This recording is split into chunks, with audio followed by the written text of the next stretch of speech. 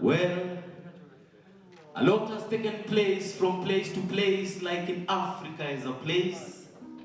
To place it in this place as its place in the universal space. And so we speak of Africa. We journey through Africa. We look at Africa through the lenses of history to tell stories of Africa for Africa. For Africa has and is still growing from what it was to what it is. But today, we look at what it was before it became what it is, in order to highlight the path through which Africa travels, comes, and becomes.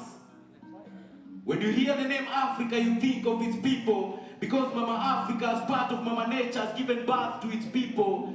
We, black people, and a place doesn't make people, no. People make a place. And so we speak, together walk, take a look and talk about these people of Africa. All African nation states of the present began with the emergence of the hominids, archaic and anatomically modern humans, the Homo sapiens in East Africa, but the earliest recorded history comes from ancient Egypt, later in Nubia, the Sahel, the Maghreb, then the Horn of Africa. North African history then takes a twist, entwining with the Middle East and Southern Europe, while the Bantu expansion swept through modern-day Cameroon across much of the sub-Saharan continent in waves between 1000 BC and 1 AD, creating linguistic commonalities between the central and the southern continent. But at its peak, it is estimated that before the European colonialism, Africa had over 10,000 autonomous societies and states, kingdoms and empires ruled by kings and emperors with distinguished language and customs. The journey through Africa had just begun. Wankotolaya, Wankotolaya, Wankotolaya.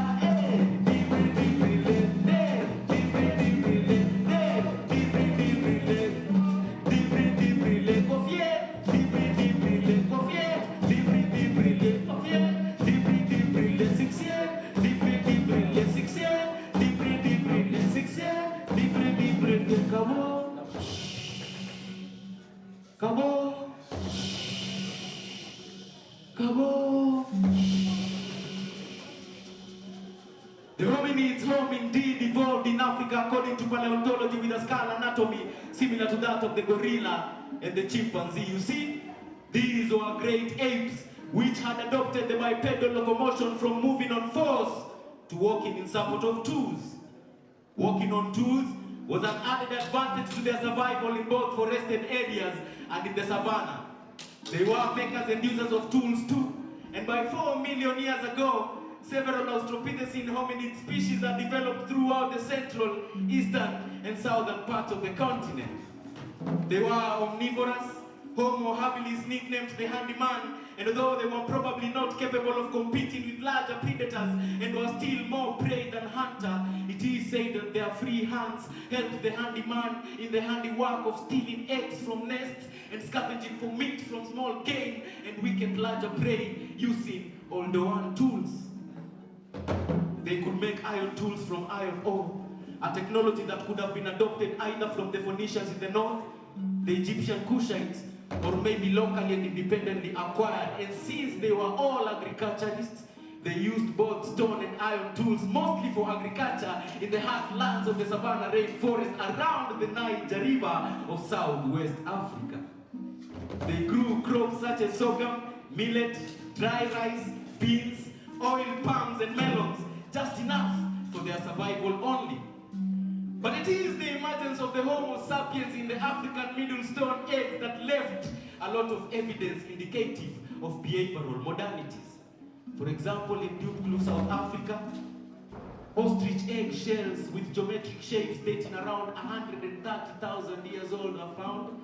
In Morocco, beads and other personal ornaments dating around 30,000 years old were found. And in Blombos Cave, South Africa, beads and shell beads dating around 50,000 years to 75,000 years were also found. Aluta continua.